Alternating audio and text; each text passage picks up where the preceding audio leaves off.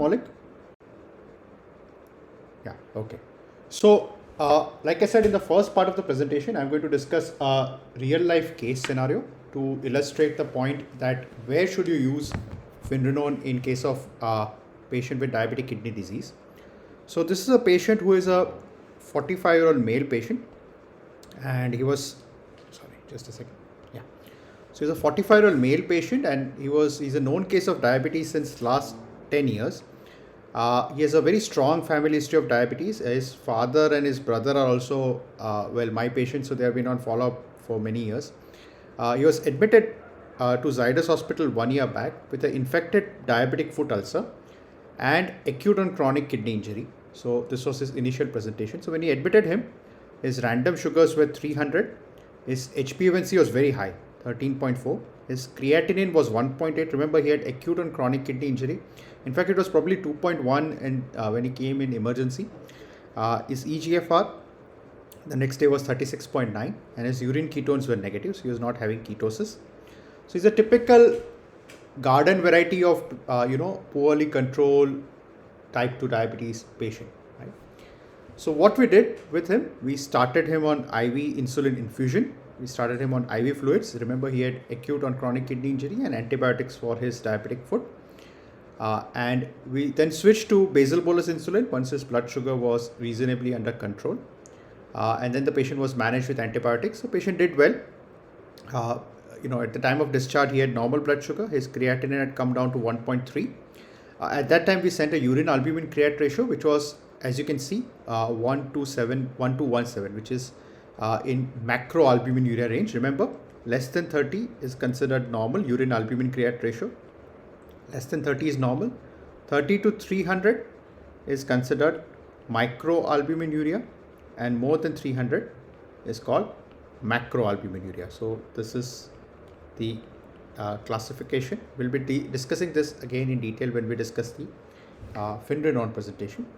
Okay, so going further, the patient was on discharge and follow-up. And the patient on follow-up was on insulin Lantus. Again, pardon me for the brand names, but since we are dealing with a real-life case scenario, I thought brand names would be appropriate. He's on Acarbose 50 milligram 3 times a day. He's on Jardiance Med SGLT2 with metformin. He's on Tregenta, and he's on sulfonylurea diamicron XR.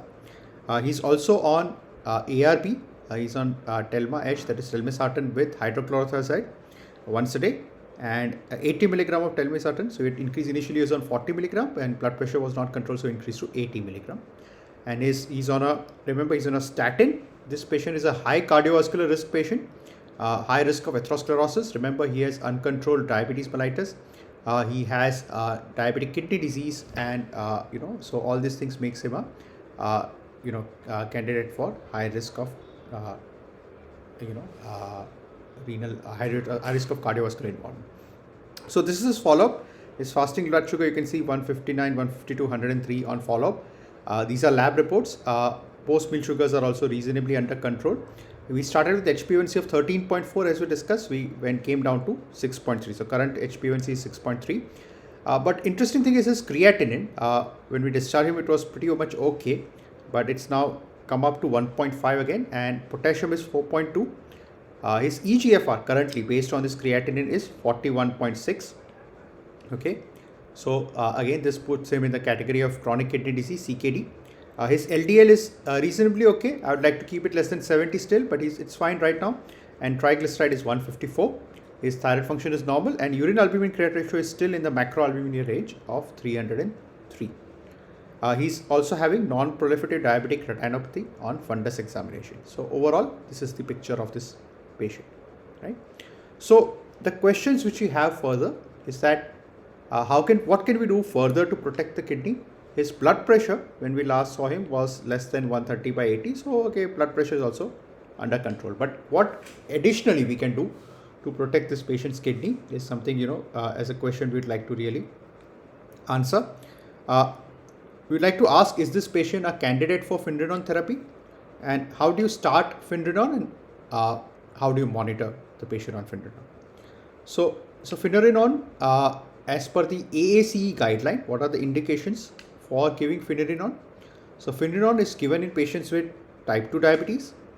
It's given for patients with EGFR more than 25. So you don't give it for EGFR more than 25. EGFR less than 25, you don't give it. So it should be EGFR should be more than 25, and it should patient should have microalbuminuria. So urine albumin creatinine ratio is more than 30. Then only it makes sense to give this drug, and the patient should be on a maximum dose of RAS blockage. In this case, it was because we are on 80 milligram of telmisartan. So it is very, very important to first check the potassium of the patient before we start Finerenone. The potassium, typically, if it's less than 4.8, you can straight away start the patient on medication. If it's between 4.8 to 5, then you need to exercise caution. And if it's more than 5, it is generally not recommended to start Finerenone at the beginning, and you can first reduce the potassium and then you can start this patient on Finerenone. So this patient his potassium is 4.1 or 4.2. So he is a candidate. We can directly start this patient on Finerenone. Again, you can dose this drug based on the EGFR. So if the EGFR is less than 25, it is not recommended to give. If it is between 25 to 60, you can start the patient on 10 milligram once a day. And if it is more than 60, you can start directly on 20 milligram once a day. Right? So our patient has about 41 EGFR. So 10 milligram would be an appropriate dose for this patient. Okay. Now, what do you do in terms of follow-up? The thing you have to monitor is potassium of this patient. So on follow-up, if the patient's potassium is less than 4.8, you can consider increasing the dose to 20 milligram. That is the more appropriate dose. So that is what we'll do in this patient for future. We can increase the dose to 20 milligram in future. If it is between 4.8 to 5.5, the same dose can be continued. That is 10 or 20, whatever dose the patient is taking. And if the potassium is more than 5.5, then you need to stop the Finerenone, wait for the potassium to come down to less than 5. So this is the important thing. Remember, on before starting, the potassium should be less than 5. But on follow-up, you can expect the potassium to increase, and then expecting that, you can consider giving, you can go up to 5.5 potassium. So then in that case, that is something you can do in follow-up. So there are 5 S you have to remember for Finerenone therapy. You can initiate for EGFR more than 25. That is, again, you have 5 here. Initiate when potassium is less than 5.5. Withhold when less than 5.0. Withhold when potassium is more than 5.5. Again, rule of 5. And if the patient is having end-stage kidney disease, 1 in 5 patients, there will be reduction in end-stage kidney disease, and there is reduction of heart failure in 1 in 5 patients. So this is the rule of 5 which you have to follow in Finerenone therapy. So final prescription you can see for this patient, we continued his insulin lantus, we continued his acarbose, continued SGLT2, continued his DPP4 inhibitor, sulfonylurea. The RAS blockade was continued, the statin was continued, but then we added, the brand name is Carendia, which is Finerenone therapy, which is given in the dose of 10 milligram. Why did we choose 10 milligram for this patient? Because his EGFR was between 25 to 60, and in that case, the recommended dose is 10 milligram, right?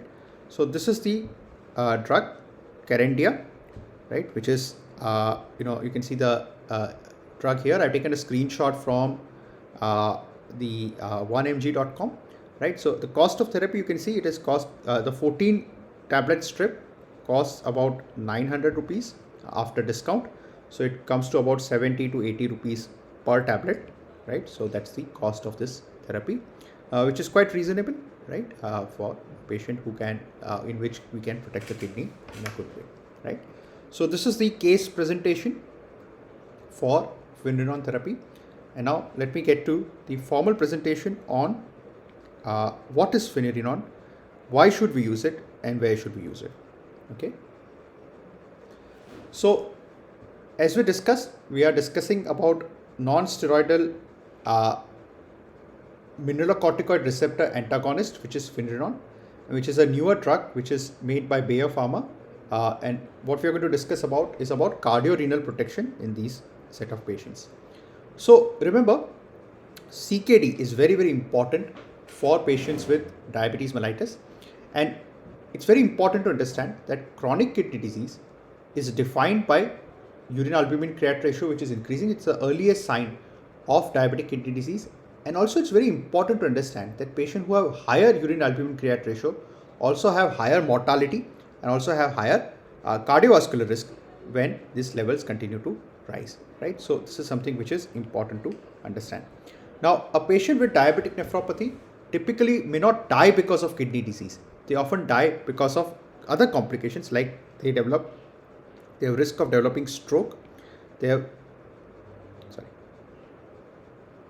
risk of developing stroke, they have risk of developing myocardial infarction, they have increased risk of heart failure, and they have increased risk of sudden death, often because of potassium disturbances. They can often develop sudden cardiac death, right? So these are all risk factors for patient with a diabetic nephropathy.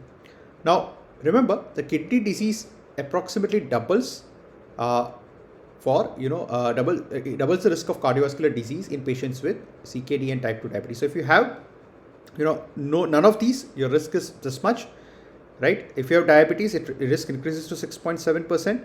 If you have diabetes, if you just have kidney disease, risk is 9.9%. But when you have a combination of both, the risk is 19%, right? So it is more, if you even add these three, that is the cumulative risk which you get with diabetes and kidney disease. So it's very important to understand that amongst all the patients with diabetes, the ones with kidney disease have a highest cardiovascular mortality risk, right? So these are some important facts we have to understand. And remember, albuminuria correlates with increased cardiovascular risk. So for anybody who is practicing diabetes management in today's era cannot go without understanding this table. This is the current CKD classification. Remember, currently chronic kidney disease classification in patients of diabetic nephropathy is not only dependent on the eGFR of the patient, but it is also dependent on the albuminuria. So there are two things you have to look at. You have to look at the eGFR category, which is described over here, and you have to look at the albuminuria category, which is described over here. So whenever we say this patient has chronic kidney disease, we'll say, for example, what does our patient have? Our patient has an eGFR, which we saw, the patient which we saw had an eGFR of 41. So he will fall into this category over here, and he had macroalbuminuria, right? So again, you can see the patient falls in the category over here, right? So this is the category he will fall in. So this patient would be described to have G3B plus A3 CKD, right? So this is the current CKD classification. So our patient has eGFR of which puts him in category 3 based on the eGFR, and also puts him in category 3 for albuminuria, right? Why this is important? Because this eGFR is independently correlated with the risk of mortality, and the albuminuria is also correlated with the risk of mortality. So somebody in this category will also be at a higher risk compared to somebody in this category over here. So that is very important to understand. So hence it is very important to understand that both the albuminuria as well as the patient's eGFR, both of that contribute to the patient's risk of cardiovascular mortality, right? So international guidelines, they suggest that all patients with diabetes should be screened for kidney dysfunction annually. Ideally, it should be done more often, especially in patients with a higher risk of CKD. They should be monitored every 3 to 12 months. And ADA recommends twice annually screening for urine albumin creat ratio. That is very important. It's also very important that, urine albumin creat ratio, you need to confirm. So just a single UACR is not enough. You need to repeat the test on regular basis. Two things you have to always do in your diabetic patient: urine albumin creat ratio and eGFR. This must be done in all your diabetic patients. And this is something which is extremely important when you are managing a patient with diabetes. Now, American Diabetes Association recommends that a urine albumin creat ratio reduction of 30% is very important. This is very important, 30%. You need to reduce the urine albumin creat ratio by 30% to reduce the cardiovascular risk or to reduce the risk of CKD progression in patients with diabetic kidney disease. Okay.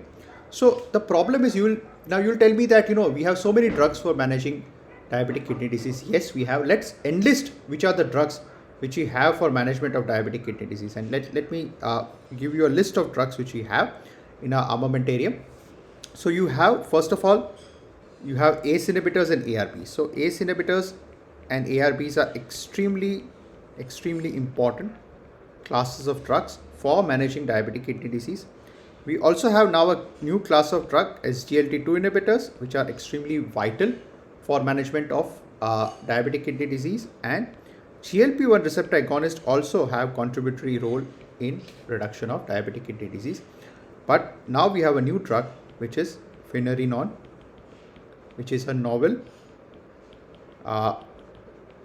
mineralocorticoid receptor antagonist, which is a new class of drug in management of patients with diabetic kidney disease. So what happens here is that despite giving RAS blockade and SGLT2 inhibition, some patients continue to have residual risk in terms of CKD and hence continue to have CKD progression. So why this is so, right? So why is it that even after giving this patient ACE inhibitors, ARBs and SGLT2 inhibitors, why does the patient continue to have residual risk? Well, the reason is that the risk of CKD progression is driven by three major factors. It is happens because of metabolic dysfunction, that is increased or poorly controlled blood sugar. It is because of hemodynamic dysfunction, that is poorly controlled blood pressure and very important intraglomerular hypertension. But what was not known previously and now which is being emerging as an important factor is these patients have increased inflammation and fibrosis. And this inflammation and fibrosis also contributes to the patient having complications because of this issue, right? So this inflammation and fibrosis leads to tubulointestinal damage, interstitial damage. It leads to glomerulosclerosis, mesangial expansion. This is because of inflammation, and glomerular hypertrophy. So all these things happen as a result of the same. Ultimately, the kidney undergoes fibrosis and leads to progression of chronic kidney disease. Okay, so different classes of drugs act at different levels to help us control these factors. So SGLT2 inhibitors, GLP-1, metformin, etc., other anti-diabetic drugs, insulin, etc., will control the metabolic factors. The ACE inhibitors, ARBs, thiazide diuretics, some calcium channel blockers, and even SGLT2 will help control the hemodynamic aspects. But what about the inflammation and fibrosis, and which drug will help you control this? So this is where the role of Finerenone really comes into picture, right? So Finerenone is a class of drug which is novel in its action because it acts on inflammation and fibrosis, and this is a new situation where a new problem that it addresses in terms of CKD progression. So what happens in diabetic patients is that diabetic patients tend to have increased mineralocorticoid receptor. Not only is the mineralocorticoid receptor increased, but the function of the mineralocorticoid receptor also increases, and because of this there is increased inflammation and fibrosis because of the endogenous hormones which are increased. Right, now why is it that there is overactivation of mineralocorticoid receptor? We don't know. There are many theories for that, right? One, it suggests that there is increased ligand dependent MR activation by aldosterone. That is one theory. The other theory is perhaps there is a role of cortisol in increased MR activity. Perhaps there is ligand independent MR activation, which may be the reason, right? Because of RAC1 activity, and perhaps there's an increased MR expression itself in these patients. Now we don't know all these things, but one important model I think we can perhaps consider studying is patients with Cushing's syndrome, right? And remember, Cushing's syndrome patients, what happens in these patients? You have excess, very high cortisol levels, right? And this cortisol levels undergoes a specificity spillover and starts acting on mineralocorticoid receptors, and hence produces some of these symptoms which you see in patients with Cushing's syndrome. So you find hypokalemia, right, in some of these patients, and so on and so forth. So it's very important. What I'm trying to tell you here is that cortisol probably also has an important role. And remember, Cushing's patients will also be diabetic, right? They'll also have diabetes or hyperglycemia, right? So all these things, perhaps there is some role of cortisol, which even in non-Cushing's patients, there could be perhaps cortisol which could be playing a role in this system, right? So we can control these issues at a receptor level by blocking the mineralocorticoid receptors, and that is what we are trying to do with this, right? Okay, so if you talk about this inflammation and fibrosis, remember, multiple mechanisms in diabetes increase the mineralocorticoid receptor action. This ultimately leads to inflammation and fibrosis, which leads to kidney damage, vascular damage, and damage to the cardiovascular, to the heart. Hello? Yeah. So Finerenone, what is Finerenone? So Finerenone is a bulky non-steroidal molecule, right? It acts on the mineralocorticoid receptors and it exhibits anti-fibrotic and anti-inflammatory effects, right? So I think this is something which is unique in its action, right? So if you compare this drug with other mineralocorticoid receptors, we'll see how this drug compares to other mineralocorticoid receptors. And currently we have three agents which act on which are MR antagonist. You have the spironolactone, which is the oldest drug in this category. You have eplerenone and you have finerenone. So the difference between these drugs is that, first of all, the spironolactone and eplerenone are steroidal, whereas finerenone is non-steroidal in its action. In terms of potency, if you see, finerenone tends to be more potent as far as the and potency and selectivity to MR antagonist. It is higher compared to the slightly higher compared to the other classes of steroidal drug. It has a relatively short half-life. Very importantly, does not have sexual side effects, does not lead to gynecomastia and so on. But one important difference is that it does not reduce blood pressure effectively, right? Unlike spironolactone and eplerenone, which are effective anti-hypertensive agents also. But in this case, finerenone is not an anti-hypertensive drug. So that's something which is different from these things, right? Now, finerenone has been studied in several trials right now, right? So there are two major trials which have studied this drug. One is the Fidelio DKD and the other is Figaro. The difference between these two trials is that the Fidelio trial was mainly looking at the renal outcomes, whereas the Figaro trial was looking at the cardiovascular outcomes. So these are the two classes. What kind of patients were included in these trials? So patients with some form of diabetic kidney disease, which is defined by EGFR. Either if the EGFR was between 25 to 75, the microalbuminuria UACR should have been higher, or if the patient's EGFR was even 30, UACR was 30 to 300, even then these patients were included in this category. Of course, non-diabetic kidney disease patients were excluded, and patients with heart failure with reduced ejection fraction FREF were also excluded. The drug was given as compared to placebo, and the overall trial duration was about 5 years.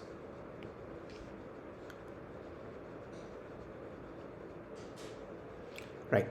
So overall, what is very interesting is that if you combine Fidelio and Figaro, this in combination is the largest CKD trial in type 2 diabetes patients. So they have included, in both, 7,000 and 5,000 patients in respectively.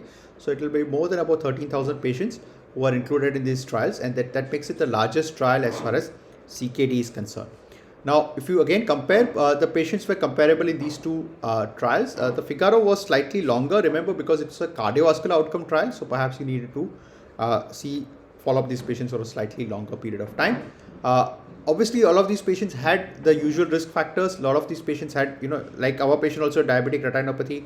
About 30 to 40% of patients had diabetic retinopathy. A lot of patients had history of stroke, myocardial infarction, and so on and so forth, right? Overall, a lot of these patients, again, if you see the EGFR of this patient, typically the mean EGFR was about 45. Again, very similar to our group of patients, but Figaro patients were comparatively early stage perhaps, so their EGFR were in more than 60 on an average. And again, you can see urine microalbuminuria was 850 in Fidelio trial. It was about 300 in Figaro trial. Again, overall, you're looking at macroalbuminuria range in both these classes of drug, right? So again, very typical of our patients. So our patient, which we describe is exactly the type of patients who would be perhaps enrolled in these trials if he was eligible at that point of time. Okay, so again, a lot of these patients were on these anti-diabetic drugs, ACE inhibitors, ARBs, and so on. A lot of them were also on statins, like our patient. Typically, the median duration of follow-up of was 2 to 3 years in these trials. Most patients tolerated these drugs very well, and adherence was very high, and dropout rate in this was very low. Now, what are the concerns with this drug? Remember, the endpoints which I studied is what was the outcome of these trials. So what is very interesting is that they looked at kidney failure, they looked at sustained reduction of EGFR, and they looked at renal death. Now, kidney failure is defined as EGFR of less than 15, right? So that was what is defined as kidney failure. So they're looking at these outcomes, and what was found that this primary kidney outcome in this Fidelio DKD trial was reduced by 18%, right? So this was the first trial. And if you talk about, again, so you can compare the renal outcome. Overall, there was a benefit in terms of primary kidney outcomes. And they also looked at secondary kidney outcomes. They looked at reduction of urine albumin creat ratio, which is a soft endpoint. So looked at this as well. And again, you can see the urine albumin creat ratio was reduced in patients who are on Finerenone therapy. Again, they looked at cardiovascular outcome as a secondary outcome in Fidelio trial. It was the primary study in the Figaro trial. So again, there was a cardiovascular risk reduction in these patients, which was again statistically significant. If you talk about Figaro trial, cardiovascular outcome was the main outcome, and there was 13% reduction of cardiovascular outcome. Primary, the cardiovascular outcome was actually driven by reduction in risk of heart failure. Now remember, they excluded patients with pre-existing heart failure. But however, even then, new onset of heart failure was reduced in these classes of patients, and this is again very interesting. So this makes it a very useful drug. Perhaps I would be looking at a future trial of this drug in patients with heart failure as well, and I think that is where we are looking at in terms of future trials. So this is what I was telling you, right? Mainly, the benefit which was driven by hospitalization for heart failure, which was reduced, and I think that makes it this drug probably has future in heart failure management also. And again, Figaro trial looked at renal outcomes in terms of secondary outcomes. Again, similar to the Fidelio trial, they found that the renal outcomes there was benefit in terms of renal outcome. Right. The only side effect which was in both the trials was hyperkalemia, which was very small in number. In fact, there was no significant hyperkalemia compared to, in fact, if you compare to spironolactone and eplerenone, the risk of hyperkalemia is actually lower with this class of drug. So it has a very modest blood pressure reduction. It reduces the body weight. It's HbA1c and body weight neutral. Does not lead to acute kidney injury, and the sexual side effects like gynecomastia and reproductive endocrine side effects are very less, right? Almost negligible. In fact, it's not seen with this class of drug. So Fidelity is basically a pooled analysis of both these trials, and they looked at all these outcomes, right, in a pooled analysis, and this is what they found. So in the pooled analysis, you had typically patients with diabetes of 15 years, HbA1c of 7.7, again, some of that patients had history of heart failure as well. They were on RAS blockers, SGLT2, all these drugs which very typically give. So this pool analysis, there was a composite cardiovascular outcome reduction by 14%, right? So again, all I want to say is that both kidney and renal outcomes are seen. Again, if you talk about kidney outcome, right, again, you can see significant reduction, 23% reduction in the primary renal outcomes, right? So overall, again, some people will say that now a lot of these patients would be on SGLT2. So would that be the reason why? So actually no, even in patients not on SGLT2, you can see that there was benefit even in patients not on SGLT2 inhibitor. So I think perhaps giving SGLT2 would definitely double protect the kidney, but even those not on SGLT2, there was a reduction, right? So without baseline SGLT2 use, with baseline SGLT2 use, both the cases you could find that the patient had benefit. Overall, there was reduction in all-cause mortality and cardiovascular mortality when these trials were combined. Okay, so there was slight blood pressure reduction. Remember, this is not an antihypertensive drug, so there was 3.7% reduction in 3.7 mmHg reduction in systolic blood pressure. Remember, again, these drugs do not cause any side effect as far as the HbA1c change is concerned. The major side effect which you have to monitor is potassium, but like I said, the risk of potassium or risk of hyperkalemia is very minimal, right? And in fact, compared to spironolactone and other drugs, this is very less, right? Okay, nonetheless, where do you use these class of drug? We already discussed these thing, and AAC recommendation is what I typically follow. So use it in patients. I'll again reiterate the indication for use of this class of drug. So give this to patients who are having type 2 diabetes, right? So far we do not have data for type 1, so it's to use in type 2 diabetes. It has to be used in patients with GFR should be more than 25, right? Urine albumin creat ratio should be more than 30, right? And patient should be on maximum RAS blockade, right? So these are the indications for using Finerenone as a therapy in patients with diabetic kidney disease. Okay.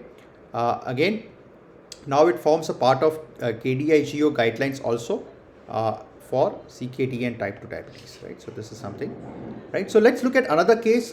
This is a patient called Suresh, and Suresh has been experiencing gradual increase of EGFR since the last reduction of EGFR and increase of urine albumin creatinine ratio. This is again very similar to our patient, so this real life patient, this is a fictional patient, very similar to real life patient. You can see this patient falls in this here, right? So his EGFR is between 60 to 90, and his albumin urea, you can see it forms into A2 category. Okay, so he is on his HbA1c is 7.7. Perhaps you can improve his HbA1c. That's very important. He's just 59 years old, right? His EGFR is 65. Urine albumin creatinine ratio is 150. His potassium is 4.3 at baseline. He has history of cardiovascular disease, history of coronary artery disease. He's on statin. So these are this thing. He's on a maximum tolerated dose of ACE inhibitors and ARBs. Right. So, despite his HbA1c, of course, you can improve his HbA1c. Even slightly blood pressure reduction would also be helpful. But even then, we need to reduce his risk. So in this patient, again, this is where Finerenone is going to be useful. So Finerenone, as you can see from these earlier trials, Finerenone reduces 57% reduction of renal composite outcome, reduces the risk of cardiovascular morbidity, and reduces the risk of end-stage kidney disease. And of course, it can be used complementary with other therapies, right? So the patient's potassium, remember, was less than 4.8. So you can start this. Remember, if it's less than 4.8, you can start. 4.8 to 5, you need to, again, consider therapy, but more than 5, you do not start therapy for Finerenone. And what dose should you start? So if the EGFR is less than 25, you do not start. If it's between 25 to 50, you start 10 milligram. And if it is more than 60, you start the patient on directly on 20 milligram of dosage. So this patient has potassium of 4.3 and EGFR of 65, so you can start this patient on 20 milligram of Finerenone. The patient which we discussed earlier had EGFR of 40 and had potassium of again 4.1, 4.2. So we started that patient on 10 milligram dose. So this is the difference. Then you monitor the patient's potassium. So after 1 month, you call back this patient and see his potassium. His potassium was only 4.8. So again, if it was 4.8, patient was already on 20 milligram dose, you can continue 20 milligram. But if patient was on 10 milligram, you could have increased the dose to 20 milligram if required. If the patient is already on 10 milligram, but the potassium is between 4.8 to 5.5, you can continue whatever dose the patient is taking. But if it's more than 5.5, you need to withhold the therapy till the potassium comes to less than 5. Right? Look at another patient here who is slightly more, late stage. So you can see he is again very similar to our patient in that sense. His EGFR it falls into A3, G3 category, similar to our patient. This patient's HbA1c is 7, so his glycemic control is good. He's 66-year-old. There's one difference. Our patient was only 45, right, which makes our patient even more high risk, right? His EGFR was 42.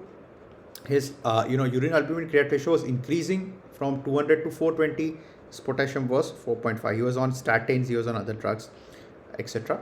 So again, despite of course his HbA1c blood pressure reduction, the CKD is still progressing.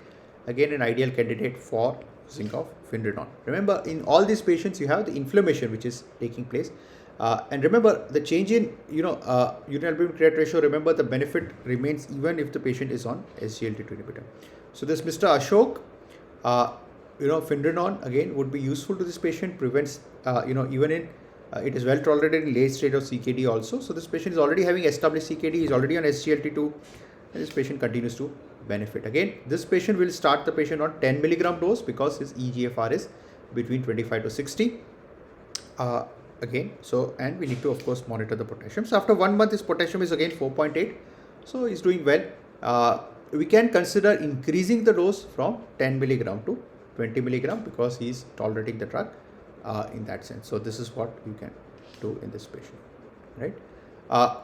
What are the conditions where it is contraindicated? So in patients with chronic liver disease or hepatic impairment, In patients with adrenal insufficiency, Addison's disease, you need to, it is contraindicated. Remember, it is, if you have a CYP inhibitor, like something like a ketoconazole or itraconazole, you need to be careful. And, strong CYP3A inducers also, you need to be careful, like rifampicin or carbamazepine, etc. Right? So, in these cases, you have to be careful. The five fives of Finerenone therapy are what you have to remember and what you have to keep in your mind. Again, I'll reiterate this point here, right? So, which are the fives, right? So, first is, the potassium should be less than 5 at the time of initiation. On follow-up, the potassium should remain less than 5.5. If it goes, more than 5, you need to, or more than 5.5, you need to stop the therapy. EGFR should be more than 25, again 5, right? 1 in 5 patients with kidney disease, there is reduction in mortality, and 1 in 5 cardiovascular risk reduction. So again, this is the rule of 5 which you have to follow, which is useful for patients on Finerenone therapy, right? So I thank you again for a patient listening, and I hope I've tried to make things clear for you as far as the indications of this drug is concerned, and I hope this helps you in prescribing this drug to your patient.